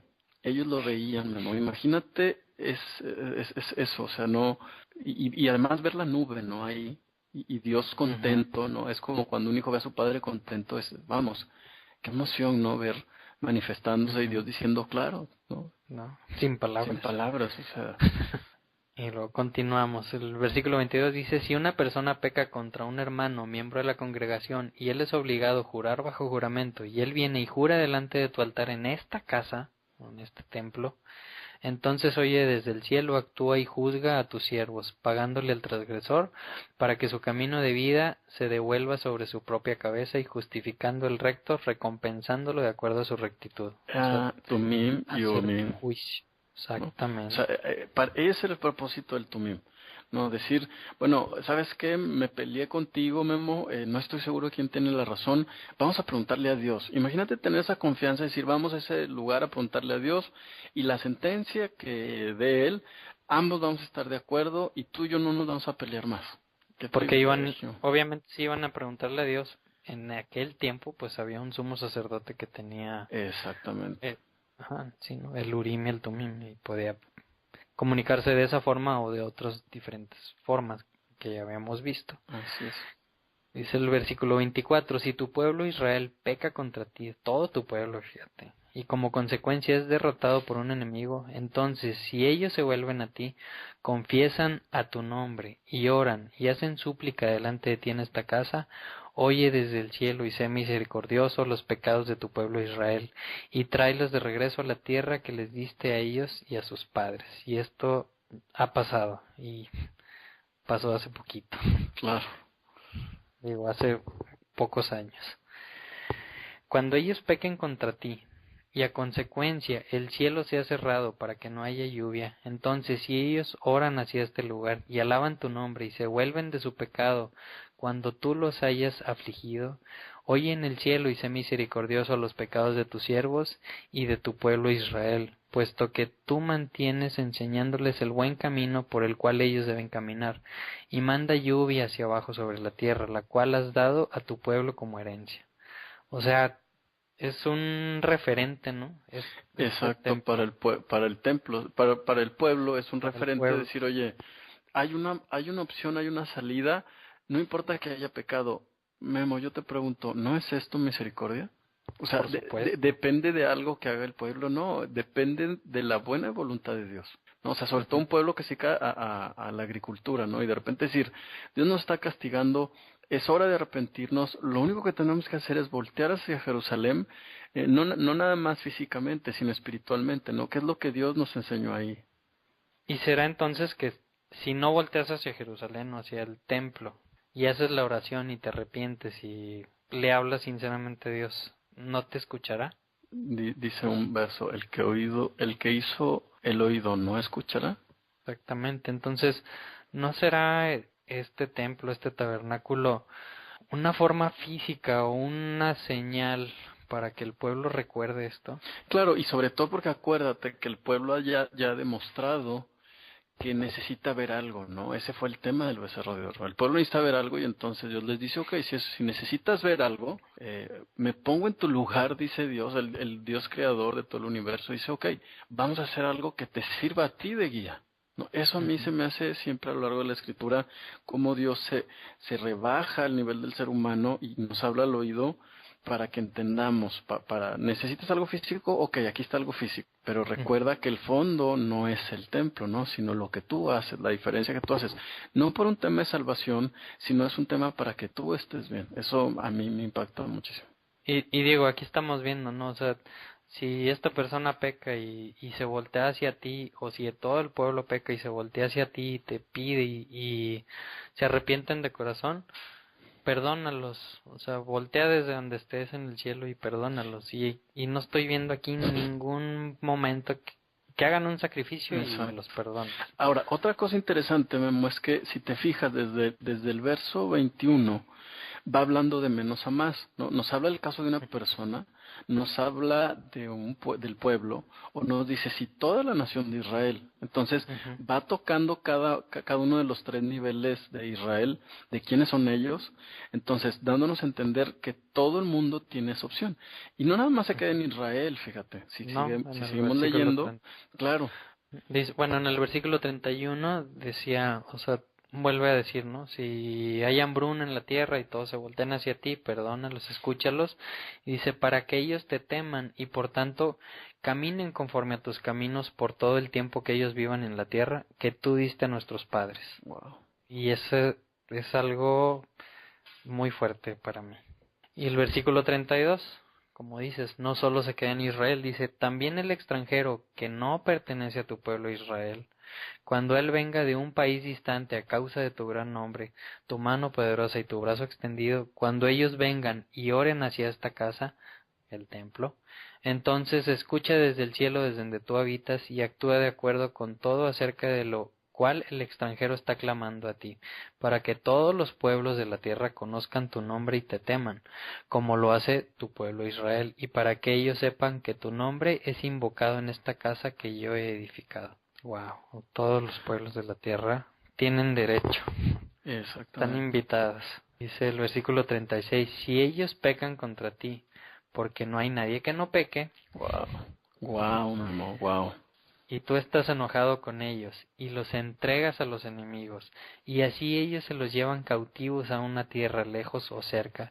Entonces, si ellos se vuelven a sus sentidos en la tierra donde fueron llevados cautivos, se vuelven y hacen súplica a ti en la tierra donde están cautivos, diciendo, hemos pecado y hemos transgredido, nos hemos comportado perversamente. Si en la tierra donde fueron llevados y están cautivos, ellos se vuelven a ti con todo su corazón y su alma, y oran a ti hacia su propia tierra, la cual diste a sus padres, hacia la ciudad que tú escogiste, y hacia la casa que yo he edificado para tu nombre, entonces, desde el cielo, desde donde tú habitas, oye sus oraciones y súplicas, defiende su causa y sé misericordioso con tu pueblo que ha pecado contra ti. Wow. Yo no sé cómo eres capaz de leer eso. No podría leerlo. Es muy fuerte eso, ¿no? Es muy fuerte y muy hermoso. Muy significativo además. Ahí estamos, exactamente en esos 3 versos. Espero que ahí estemos. Sí, espero que sí. Versículo 40. Ahora, mi Dios, por favor, que tus ojos estén abiertos y que tus oídos presten atención a la oración que está haciéndose hecha en este lugar. Ahora sube, oh Dios, a tu lugar de descanso, tú y el arca por medio de tu fortaleza, que tus santos o sacerdotes Oh Jehová Elohim, sean vestidos con salvación, que aquellos fieles a ti tomen alegría en el bien. Elohim, no vuelvas el rostro de tu ungido, recuerda la misericordia de tu siervo David. Hijo, qué oración, muy fuerte. ¿Y cuál fue la respuesta de Dios? La respuesta inmediata, capítulo 7, versículo 1, dice: Cuando Salomón había terminado de orar, fuego descendió del cielo y consumió las ofrendas quemadas y los sacrificios, y la gloria de Dios, la Shejina de Dios, llenó la casa. Fue acepta su oración. Y no se quedó ahí, sino que todavía si nos seguimos leyendo el versículo 11 del capítulo 7, dice: Cuando Salomón terminó el templo del Señor y el palacio real, llevando a feliz término todo lo que se había propuesto hacer en ellos, el Señor se le apareció en una noche, o sea, en un sueño, y le dijo: He escuchado tu oración y he escogido este templo para que en él se me ofrezcan sacrificios. O sea, todo eso que dijiste. Sí, ajá. Concedido. Imagínate eso, Memo. Pues... Bueno, esta respuesta es la que me movió a ir a Jerusalén hace algunos años.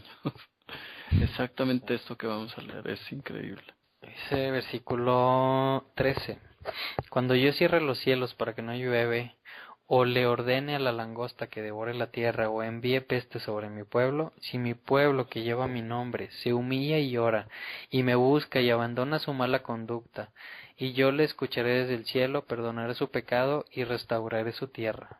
Es condicional, ¿verdad? Claro, y además fíjate que en el 14 no menciona el templo, ¿eh? Él dice: si mi pueblo se humilla, ese es el primer gran requisito, y busca mi rostro, y se convirtieren de sus malos caminos. Importante. Mantendré abiertos mis ojos y atentos mis oídos a las oraciones que se eleven en este lugar. Desde ahora y para siempre escojo y consagro este templo para habitar en él. Mis ojos y mi corazón siempre estarán allí. En cuanto a ti, si me sigues como lo hizo tu padre David y me obedeces en todo lo que yo te ordene y cumples mis decretos y leyes, yo afirmaré tu trono real, como pacté con tu padre David cuando le dije: nunca te faltará un descendiente en el trono de Israel. Pero si ustedes me abandonan y desobedecen los decretos y mandamientos que les he dado, y se apartan de mí para servir y adorar otros dioses, los desarraigaré de la tierra que les he dado, y repudiaré este templo que he consagrado en mi honor.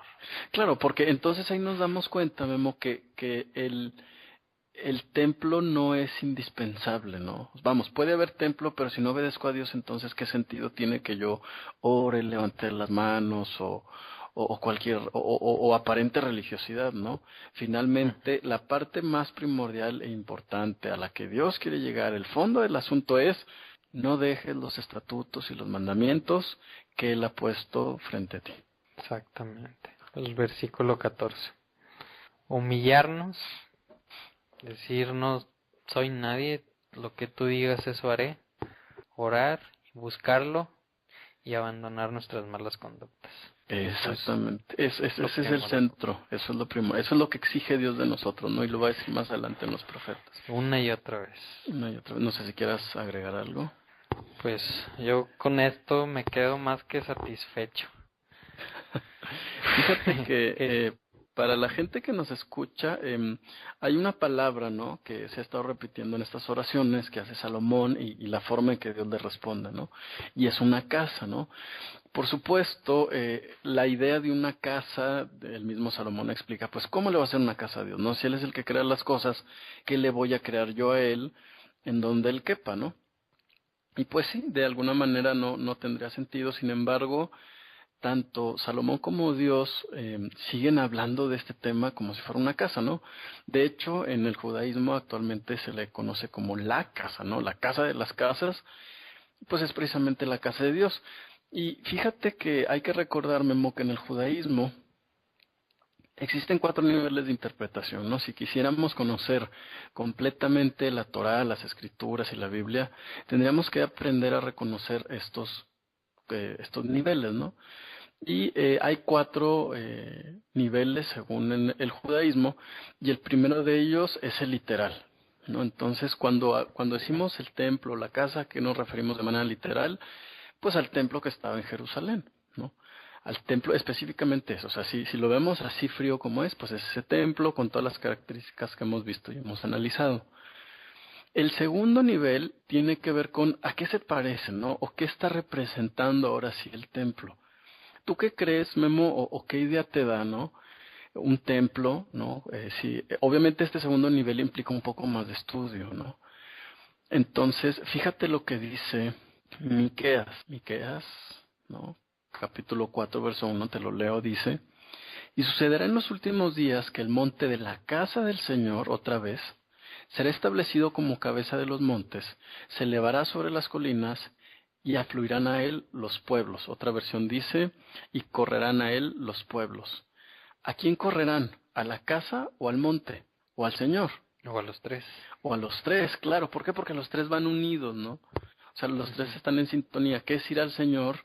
¿Qué es ir a ese monte? ¿Qué es ir a esa casa? Obviamente implicaría que tenemos que saber, que tenemos que conocer lo que esa casa representa. Y lo que hemos visto ahora con la oración de Salomón, pues implica obediencia, ¿no?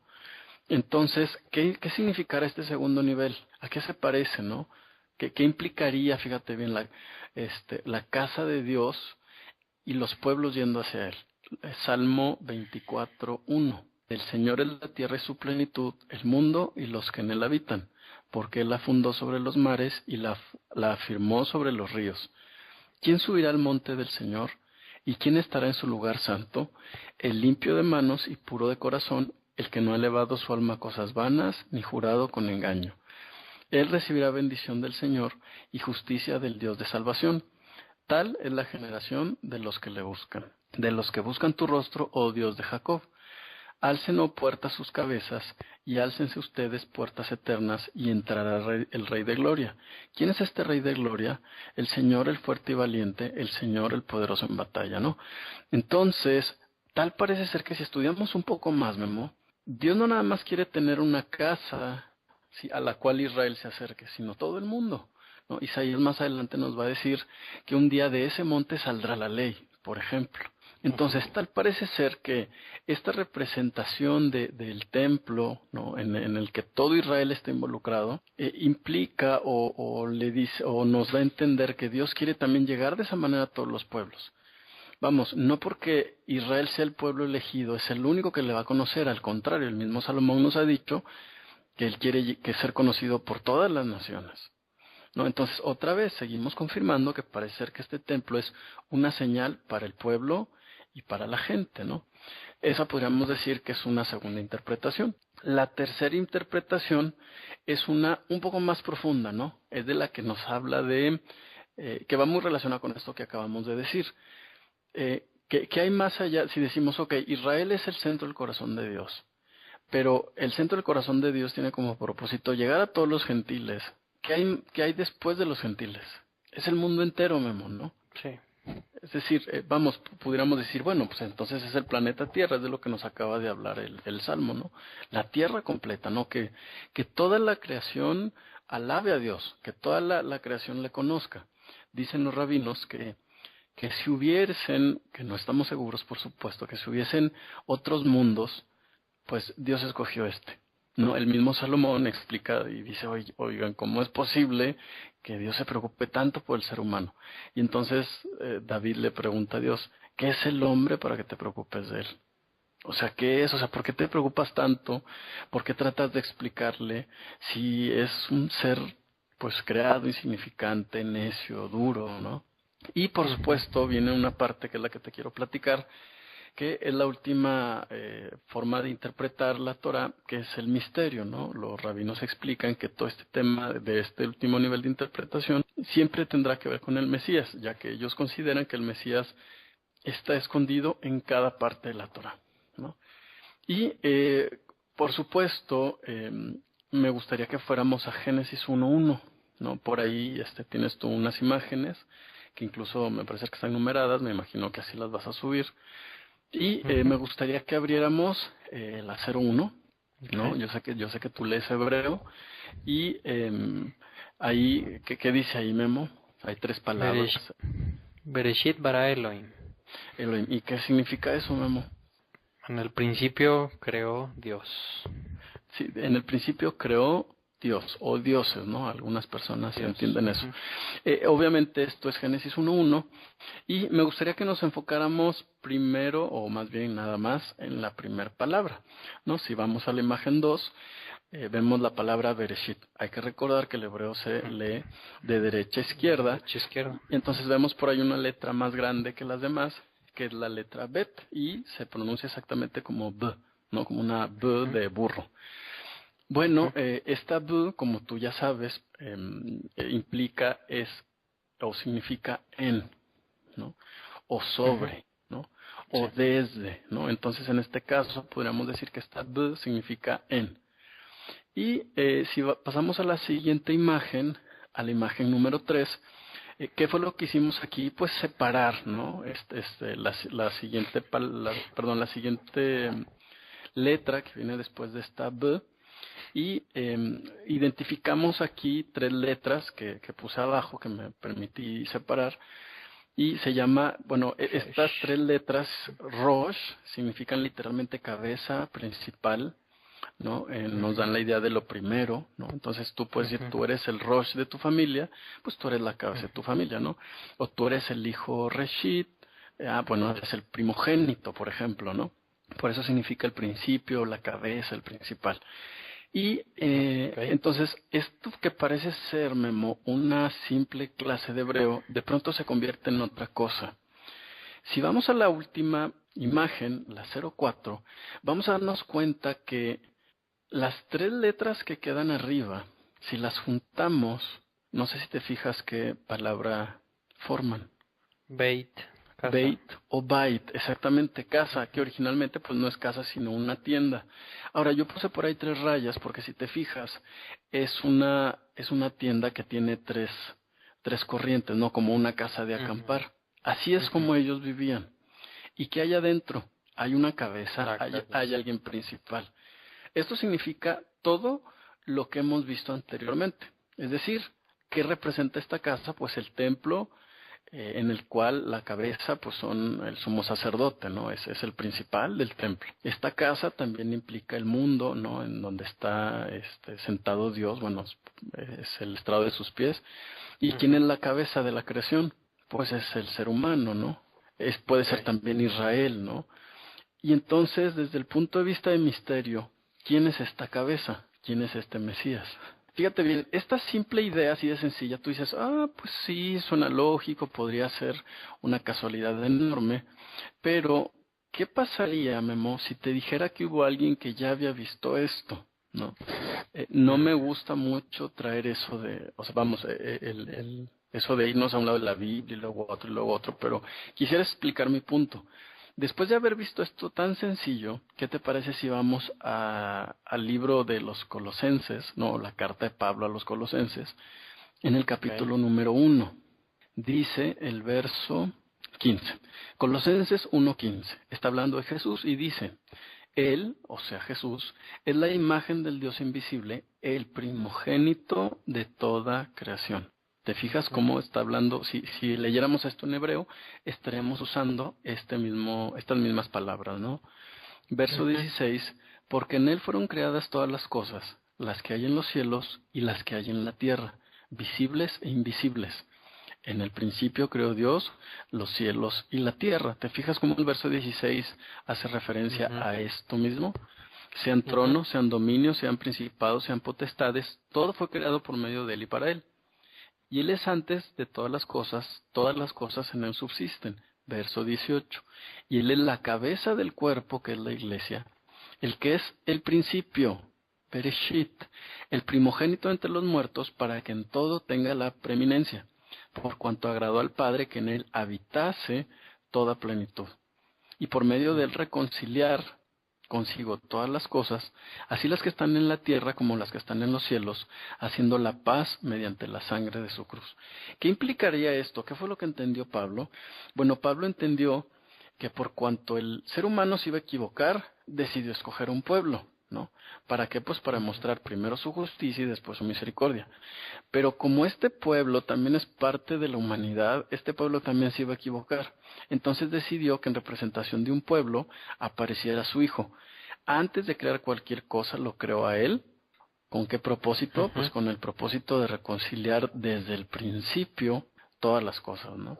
Eso se me hace fascinante y definitivamente sabemos que entonces todo este tema de un sumo sacerdote reconciliando al pueblo con Dios no era otra cosa sino la imagen de lo que haría el Mesías, pero a nivel universal. Eso a mí me impresiona muchísimo, ¿eh?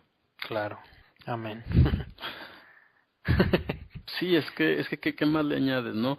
Y entonces esto dice, ok, el propósito de Jesús es reconciliar al mundo con Dios, ¿no? Entonces, obviamente, sabemos que somos el templo de Dios, ¿no? Ya lo dijo, por ejemplo, el profeta Ezequiel, le preguntaba Ezequiel a Dios, oye, ¿qué vas a hacer con el pueblo, no? Porque parece que lo estás castigando, ¿los vas a destruir? Y entonces Dios le contesta y dice, no, allá donde ellos estén, yo seré para ellos un templo. Entonces, ¿a qué templo se refería? Obviamente, pues nosotros somos el templo de Dios. Pero, ¿cuáles son los principios que rigen el templo de Dios? ¿Qué podemos aprender de estas últimas tres parashot o de estas últimas tres porciones sobre cómo es la naturaleza del templo? ¿Qué es lo que se hace ahí? No, más allá del tema del sacrificio, es un tema de expiación de pecados, de arrepentimiento. Ese es el centro del lugar santísimo. Esa es la parte primordial, ¿no? Lo demás es una ceremonia que claro que es importante porque nos ayuda a entender el concepto. ¿Cómo diremos entonces que somos templo del Espíritu Santo si ignoramos estos detalles? No es claro, no es un asunto ya de salvación, es un asunto de entender, ¿no? De entender qué es lo que realmente quiere Dios de mí. Y sí, entendiendo esto, si volvemos a leer incluso la oración de Salomón, vamos a encontrar que este es el centro de la enseñanza. Pues sí, valdría la pena volver a leer Se los todo encargamos lo de que tarea. todo lo que está sobre el tabernáculo y el templo para ver qué características tiene, ¿no? Y qué características deberíamos de imitar Exacto. de ese templo para poder ser una casa santa apartada para el Señor. ¿Te gustó? Me gustó cómo cerramos el libro de Éxodo Sí. con esta explicación en los 4 niveles, la oración de Salomón, para entender un poco, pues eso, ¿no? Lo que nos estás diciendo, qué significará ser un templo de Dios, nosotros mismos. O sea, y qué importante ahora para mí, si yo soy templo de Dios, qué importante para mí es, regresarme a entender qué es el templo de Dios. Claro, cómo es como Dios quiere que sea mi corazón, porque finalmente eso es de lo que me está hablando. Por ejemplo, no sé, podríamos recordar el arca, ¿no? La parte sobre la que reposa la Shejinah, el Espíritu de Dios, la presencia divina. Pues obviamente es tu corazón, es tu parte más interna, son tus pensamientos. Y entonces dice, ¿sabes qué? Es madera cubierta de oro, es humanidad cubierta de santidad. Eso es lo más difícil. Y qué interesante, ¿no? ¿Qué había en el arca? Las tablas, ¿no? El pacto de Dios con el pueblo. Y después, ¿qué voy a decir? Voy a poner mi pacto en su corazón, o sea, en su arca, ¿no? Sí, o sea, sí, hay que irnos uno por uno. Sí, hay dos ángeles, dos querubines viendo hacia arriba, ¿no? Y entonces, fíjate, bien chistoso porque los rabinos dicen, es la parte masculina y femenina, ok, todo tu ser, tu parte emocional, tu parte intelectual, tienen que mirar hacia arriba, ¿no? No nada más la parte emocional, también la intelectual, ¿no? Que es lo que es el ejercicio que hemos estado tratando de hacer. Entonces, podemos irnos uno por uno y tendría muchísimo más sentido, ¿no? Sí, y a lo mejor ya no pasas tan de largo todos estos capítulos del tabernáculo. Exactamente. Y por último, ¿qué hay que hacer, que ya lo vamos a ver ahora en Levítico, para poder entrar al tabernáculo? Pues nos va a hablar de muchos cosas que nos hacen impuros, ritualmente hablando, ¿no?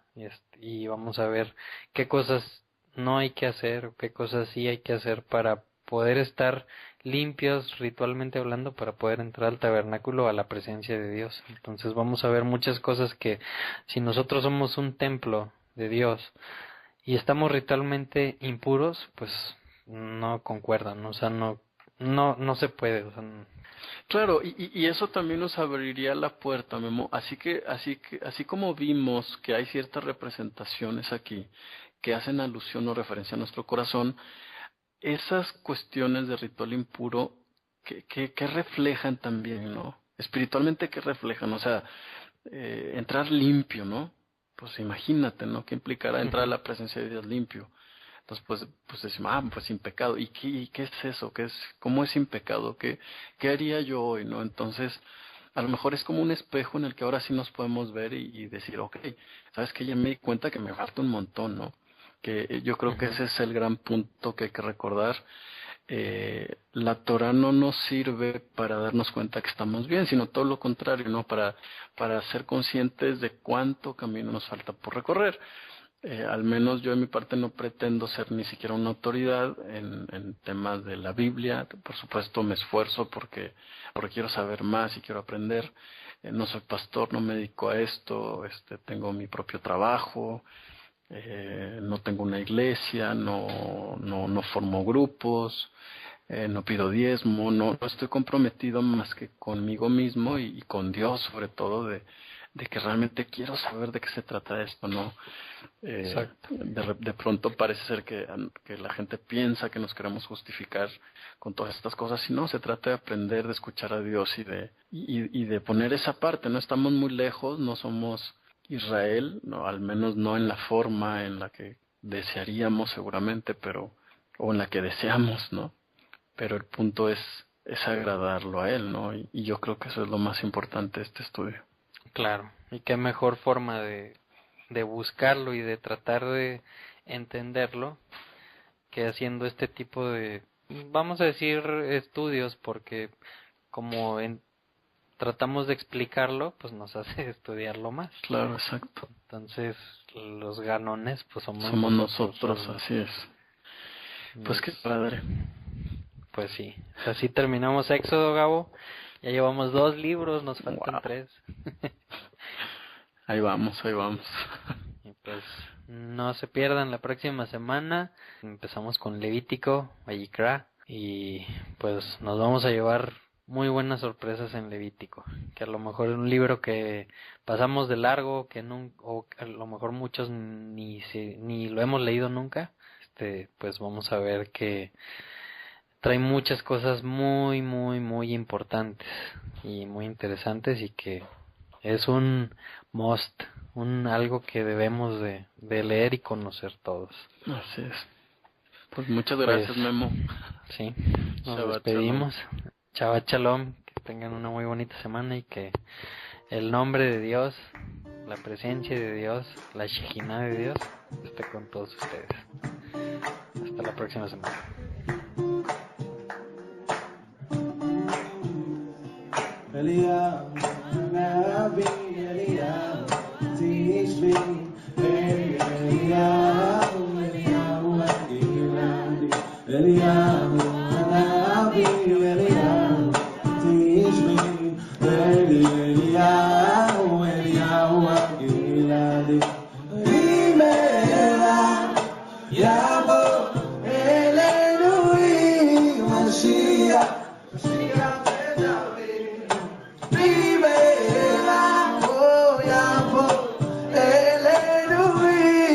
Mashiach, Mashiach,